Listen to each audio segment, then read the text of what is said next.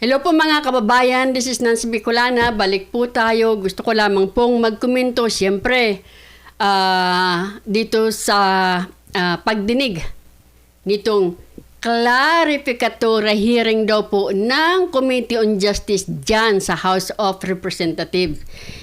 Ito po mga kababayan, bago tayo magpunta sa talagang pag-uusapan natin, gusto ko lamang pong itong sabihin. Dapat po ay kondinahin ang ginawa ng House of Representatives, especially itong Committee on Justice, sa pagbibigay po nila ng plataforma dito kay Madriaga para po manira, magkalat ng kasiraan ng mga tao na hindi naman niya mapatunayan, walang document, walang corroboration, at ang totoo lamang po, ang nagko-corroborate lamang na siya ay malapit kay VP Sara at kay Tatay Digong ay si Madriaga lamang. Nobody else. Dapat kayong ikondina. Nilagay ninyo si Madriaga dyan, knowing, at alam ninyo, saka binasa nyo ba? Na kasi, pati si dating Ombudsman Martires, sinama nyo? Sinabi nga, binasa nyo man lang ba? Louis Straw, bago ninyo pagdadadain dyan. Anong clarification ang kinaklarify ninyo dyan? Ano po ang kinalaman ng mga sinabi nito si Madriaga? Anong kinalaman dito sa impeachment? I think na talagang ang focus ninyo ay manira ng tao.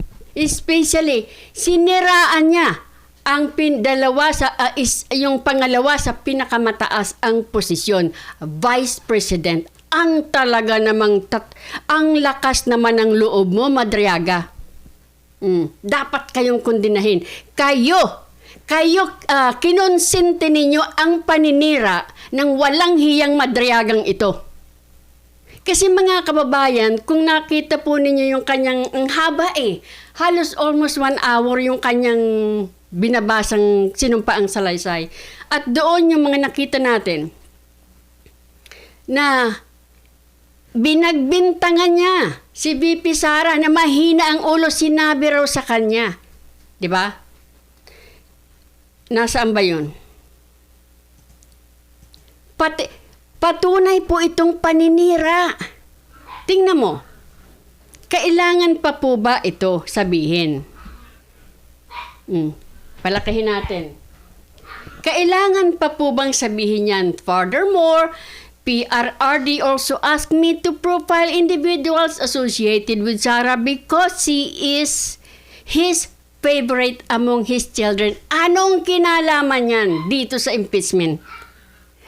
Sabi po niya, PRRD wanted Sara in politics instead of Paulo Duterte, Pulong, and Sebastian Duterte, who he characterized as baliw and bading respectively. Anong kinalaman nito? Ha? Kaya nga, Louis Straw, ba't hindi ninyo binasa? Sinadya ninyo, di ba? Kasi ito ay paninira. Yan pang 25 million, di na tayo pupunta dyan. 25 million pinagkatiwalaan sa iyo. Ang kapal-kapal naman ng pagmumukha mo. Bigyan mo kami kahit kaunting ebidensya para mapatunayan mo binigyan ka nga ng 25 million. Grabe, no? Para siyang sa kanya lahat Di ba? Ito pa mga kababayan. Bago tayo pupunta doon sa video na sinabi ko nga, pagkatapos pinainom ng tubig, something to that effect, pagbalik, umiyak si Madriaga. Scripted? Ito po. Ito pa, paninira. Paninira lang po ito Tingnan nyo. Anong kinalaman? Sabi niya, sabi niya dito, however, her denial of any affiliation with me is absolutely false. She lied under oath. Si VP Sara pa talaga ang pagbibintangan mo magsinungaling, or she lied under oath in her perjury complaint against me. Abogado po siya. Hindi niya gagawin yan. Gonggong ka ba? Siya patuloy ang pinagbintangan nitong Madriagang ito na she lied under oath in her perjury. Parang sinasabing itinatanggi. Wala naman talagang corroboration. Walang nagko-corroborate sa'yo na ikaw ay malapit kay VP Sara, kundi ikaw lang, sarili mo lang, Madriaga. Wow! Hindi ka nahihiya, hindi ka natuto. Ito mga kababayan, itong si Madriaga kasi, bago tayo magpatuloy,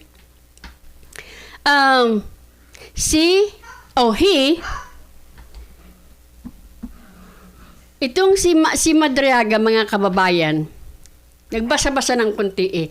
In 1996, nakasuhan po sila. Mayroong crimes na kidnap at that time. Ito po sila ay siya po ay 1996 yung crimes ha. Yung pong sentensya sa kanya ay noong 1997. Nasintensyahan ka ng kamatayan. 'Di ba? Ito mga kababayan, kahit in 2023 na reverse yan, think about it. Nagpasalamat ka sana na hindi ka, na yung sentensya na yun hindi na carried out. Di ba? Natuto ka na sana. Di ba? 1997 pa nasangkot ka na dyan sa crimes na yan. Ibig mong sabihin, dahil kahit may crimes ka, nakakalapit ka kay Presidente Duterte. Sinabi na nga po na once na may record ka, there is just no way na makalapit ka sa Presidente. Sino nagko-corroborate sa'yo na ikaw ay lagi kang inuutusan ni Tatay Digong? Binibigyan ka pa ng milyon-milyon pera. Wow, mas malapit ka pa pala kay Tatay Digong kaysa kay Bongo. Senator Bongo. Senator Bongo, nakikita mo ba ito? Di ba? O may special power ito na biglang nawawala kapag napupunta siya kay Tatay Digong. Di ba? So hindi ka pa rin natuto. Sa palagay na natin mga kababayan, biro mo, sinintensihan siya ng kamatayan noong 1997. So, halos 6 na taon nasa ulo mo yon na may sentensya kang kamatayan, hindi ka natakot, hindi ka nagbago. Tapos ito na naman. Sabi nga po ng dating PNP chief, bago na ngayon, parang back as normal uli. Kumbaga magre-regroup. In 2023 o 2022, hindi ba nagkaroon nga ng encounter mga kababayan dahil sa dalawang Chinese national na kinidnap. At that time, mayroong namatay. Hindi sa party nila Madriaga, sa party ng anti-kidnapping group. Isang pulis, isang PNP. Kaya siya ngayon nasa kulungan. Unbailable. Tapos sasabihin sa atin, itong ni Madriaga, walang kapalit yung kanya mga ginagawa ngayon. Nangingidnap nga kayo para may kapalit na pera Tapos ngayon, walang kapalit. Ito po ang patunay. Sinungaling ka. Ito mga kababayan. Na may kapalit. Ito po.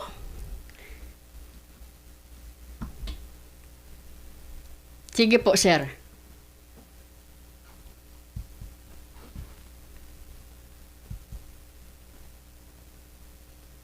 Ayan. Medyo hindi agad umano. Pero pakinggan po ninyo mga kababayan. Wala daw kapalit ang ginagawa niya. Tingnan nyo. That's not an unreasonable conclusion. Mm-hmm. Hindi ba? Pero hindi lang haka-haka ang meron kami. Meron kaming pruweba.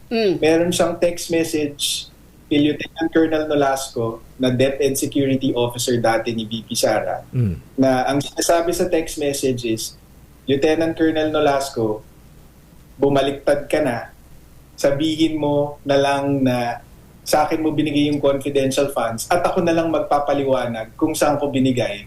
Huwag kang mag-alala sa akin, makakalaya ako kasi magiging state witness ako.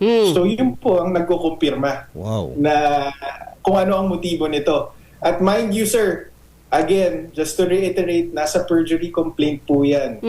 Meron pong record ang House Justice Committee niyan. So, nakita nyo na po kung gaano ka moro-moro yung ginagawa nila dyan. Nagbubulag-bulagan sila doon sa katotohanan dyan sa House Justice Committee. Ayan, so sinasabi Attorney Panelo, klaruhin ko lang, ano yan, yung sinabi mo na magte-testify siya, ayan, isinasama si Colonel Nolasco, ha? Lieutenant Colonel Nolasco. Ayan, para in exchange ay mapapalaya siya? Anong sabi mo? Walang kapalit ginagawa mo? Madriaga? Galing mo, ang bilis mo magsinungaling ano? Opo, ang sinabi niya kay Lieutenant Colonel Nolasco, pa-filean kayo ng plunder. Yung mga special disbursement officer nyo, bumaliktad na, ituturo kayo. Kaya para hindi ka makulong, sabihin mo na lang na sa akin mo binigay yung confidential funds. Huwag kang mag-alala sa akin kasi makakalabas ako ng kulungan, magiging state witness ako. Yun po ang sinabi niya sa text message. So, yung mga nagpapanggap dyan sa Kongreso na walang motibo itong si Ramil Madriaga para gumawa ng kwento laban kay VP Sara ay nagbubulag-bulagan po yung mga. Diba? So, mga kababayan, yan na nga po ang sinasabi ko eh. Ang bilis po niyang magsinungaling. Parang minamani-mani lang niyang magsinungaling. Biro mo, si VP Sara patuloy ang sasabihin niyang nagsinungaling under oath. Ang kapal na mukha mo, Madriaga.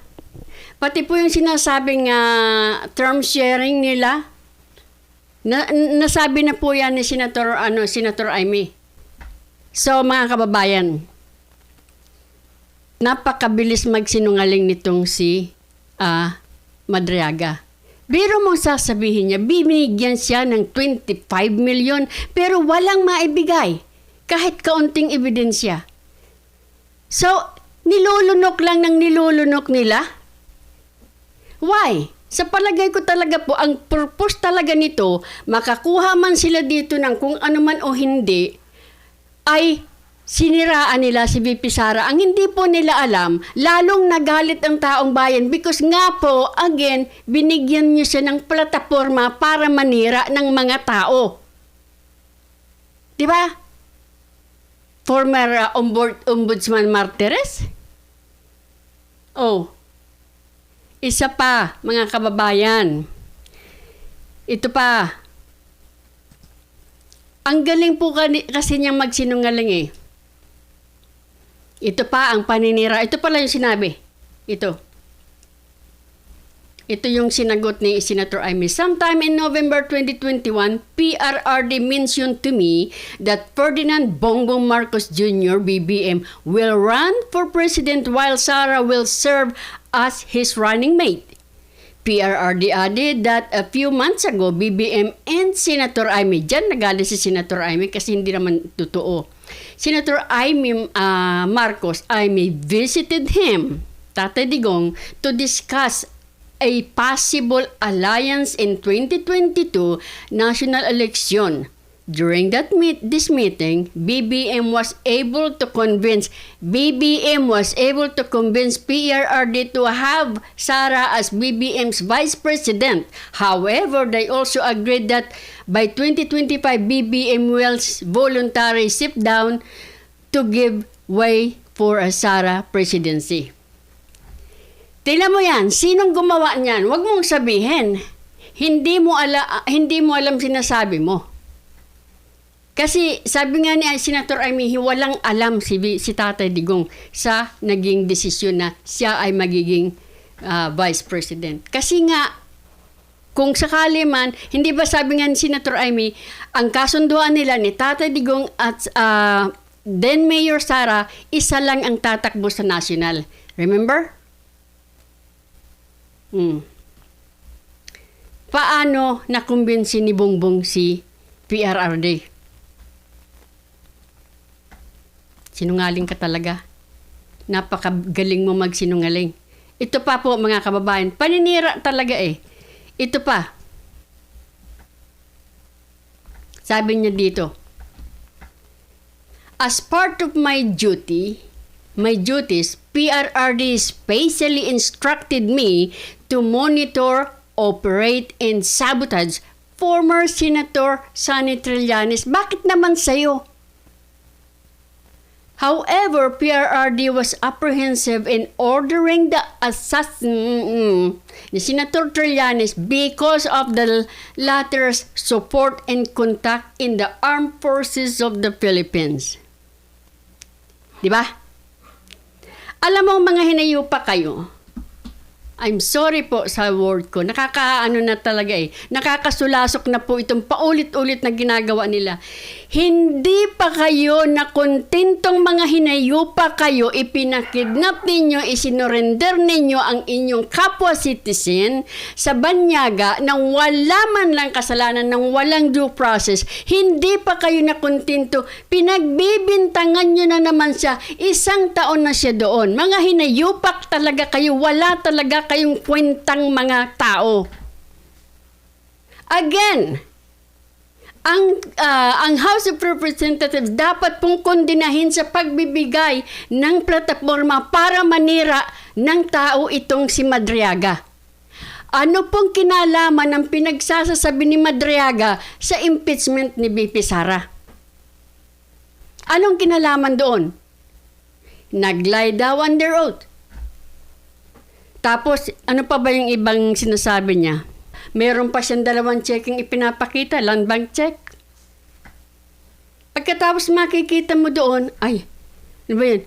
Yung check po ay sometimes in April yata, 2023.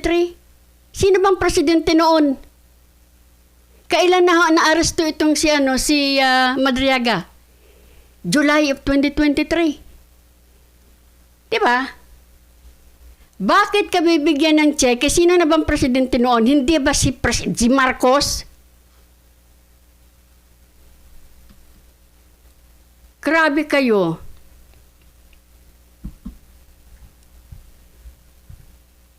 Walang hiya talaga ang ginawa ninyo. Akala nyo naman, siguro, alam mo, iniinsulto ninyo yung mga kababayan natin.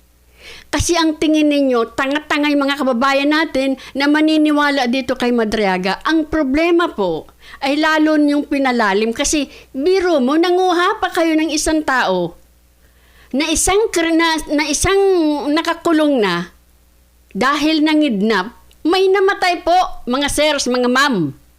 Kasi itong si Madriaga mukhang hindi na natuto.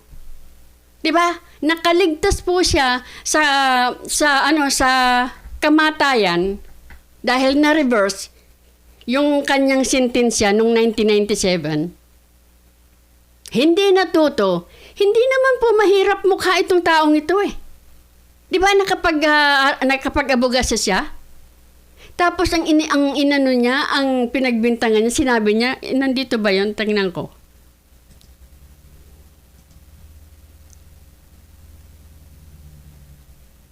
Ito po mga kababayan.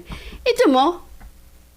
Oh, sabi niya dito, si BP Sara patuloy ang sinabihan niya na parang mahina daw. Sabi niya, I got close with Attorney Ryan who was previously a professor of Sara and former associate dean of San Sebastian College of Law. Ito, hindi po ako sigurado.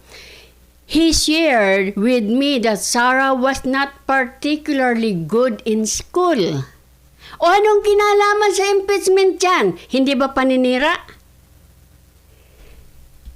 Was often struggling with her academics and habitually rude and violent to other students. Ano pong gusto nilang hugutin nila ito? Pwede mo namang kunin ng sigurado meron record dyan kung totoo, pero hindi man lang nila tinanong. Oh, pati yung San Sebastian ba ito, itong college na to. Ganon ba sila? 'Di ba? Sasabihin mo, kukwento mo. 'Di ba?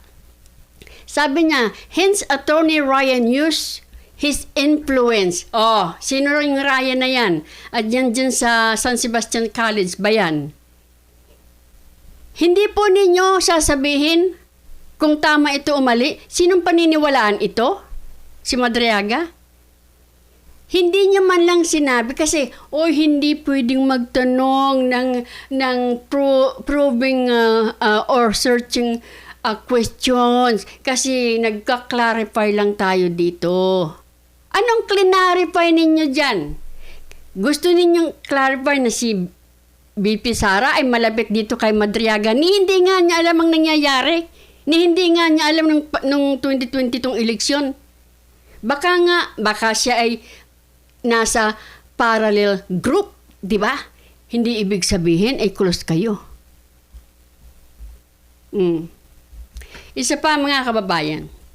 Sabi dito, hence Attorney Ryan used his influence in SSC law to ensure that Sara received passing grade. Passing grade lang ba talaga ang nakuha ni BP Sara? Despite her poor academic performance. Samantalang ikaw, ang sabi nga ni BP Sara, bar flunker. O bakit niya sasabihin niya, nauna ka di ba? Ay nako mga kababayan, itong taong ito, minamani-mani ang magsinungaling. At parang mukhang pinagsasamantalahan naman ng mga hinayupak ng mga skunk politician, sabi nga ni Sir Jason sa. Diyos me. Alam mo po nung na-aresto daw itong si Madriaga noong 2023. Aba, nung pinoproseso na raw, biglang nahimatay si Madriaga. Ito po. Punta na tayo mga kababayan doon sa sinasabi ko. Hindi ko alam. Sa sinasabi kong, yun talagang pinakatopic natin. Na pinainom lamang ng tubig si Madriaga, pagbalik niya, abay umiiyak na. O pakinggan observation ko po ito. Tingnan ninyo at ipapakita ko sa inyo kung bakit ko nasabi ito. Tingnan nyo.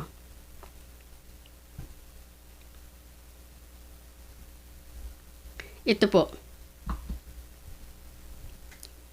Number 45 yan. Pagdating po ng 46, natural lang siya. Walang problema ha. Walang problema. Ito. On September 29, 2021, and despite our extensive campaign activities, I was informed by Sara that she will no longer run for president and will instead run for as BBM's vice president in 2022 elections. This decision caused deep frustration among the members of ISIP. Hence, we organized a video conference with Sara where I personally asked her. Kita ninyo ha, normal lang. Walang, hindi umiiyak, tuloy-tuloy lang, walang problema. To reconsider her decision, as we have already poured some substantial effort toward promoting her candidacy for president through ISIP. During our video conference, I also noticed the painting I personally gave her as a gift. A screenshot of our video conference is here to attach as Annex A. Ito pa. Pagmasdan niyo po, obserbahan niyong mabuti. Tuloy-tuloy lang ang pagbabasa niya, tuloy-tuloy lang. 46. On the Yan. same day, I posted the screenshot of our video conference Tingnan niyo po yung demeanor niya. Walang bago ha. of my Facebook account with the caption, just telling her I cannot vote intelligently without her name on the ballot. Neither can go out and vote wisely unless the same Inday Sara Duterte Carpio appears as a candidate in the 2022 presidential race Isip Pilipinas. Papasok si Luestro. Diba? Kita niyo na ha. Sinabi ko sa inyo, natural na natural yan. Walang problema. Walang iyakan. Tingnan nyo. A printout of the Facebook post dated September 29, 2021 is here to attach as Annex F. Mr. Madriaga, Ayan na. Mr. Madriaga, would you like to drink a glass of water? would you like to drink water first Yes, Your Honor. If I to may. give you some relief? This is quite a lengthy affidavit. Please provide him some water. Thank you po, Madam Chair.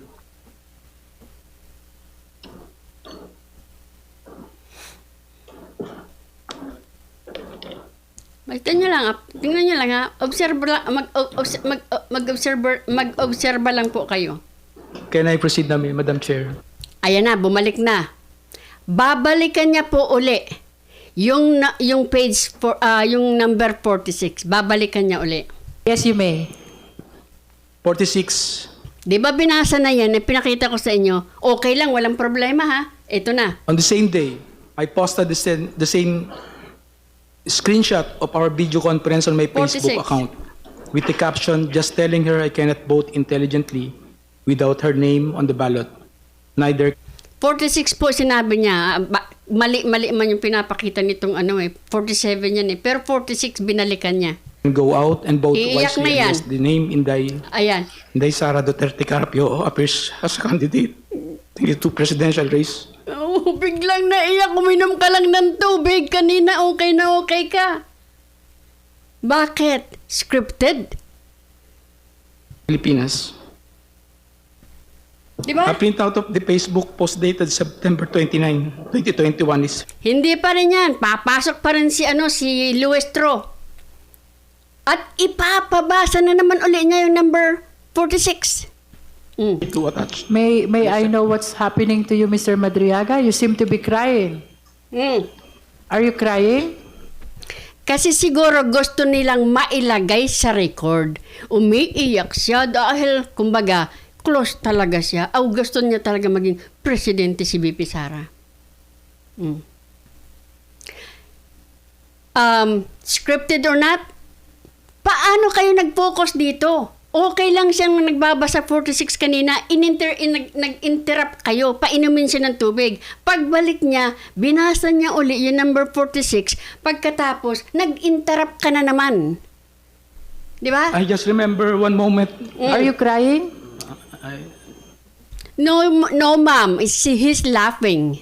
Are you crying? No, ma'am. He's laughing. You are nearly crying. May I just put it on record that while reading these portions of the affidavit, the resource person, Ramil Madriaga, is breaking into tears. Can we go back to where you felt frustrated Wag tatawa ha, pa smile ka eh. and you're nearly crying? Which part of your affidavit is that? Can we? Sir, mga kababayan, 2 beses na pong binasa. Nung unang binasa niya, okay, walang problema. Pangalawa, after na uminom siya ng tubig, numiyak na siya. Ngayon, gusto na namang ipabasa for the 3rd time. Huwag niyong sabihin sa akin na ano to? What's big deal? Go back to that. Number 46 po, Madam Chair. Number 46. Let's go back to number 46. Yan Okay, na you naman. may read from 46, Mr. Madriaga. On the same day, I posted the screenshot of our video conference on my Facebook account with the caption just telling her I cannot vote intelligently without her name on the ballot. Neither can go out and vote. Tell me, mga kababayan, this is the 3rd time niya binasa. Yung una, walang problema. Pangalawa, umiyak siya. Pangatlo, pinabasa na naman. Anong purpose ninyo dito? Wisely unless the name Inday Sara Duterte Carpio. Would you like 47. to say something No, about why you are crying on this part of the affidavit? hindi naman, malungkot lang po. Malungkot. Okay, please proceed. Hindi po ako natatawa dahil malungkot ka. Natatawa lang po ako dahil sa nangyayari. Bakit kailangan basahin ng 3 times? Are you crying, Mr. Madriaga? You seem to be crying. Let's put on the record that, Mr. Di ba? Sorry. Madam Chair, can we allow the witness to please Honorable Dumogan.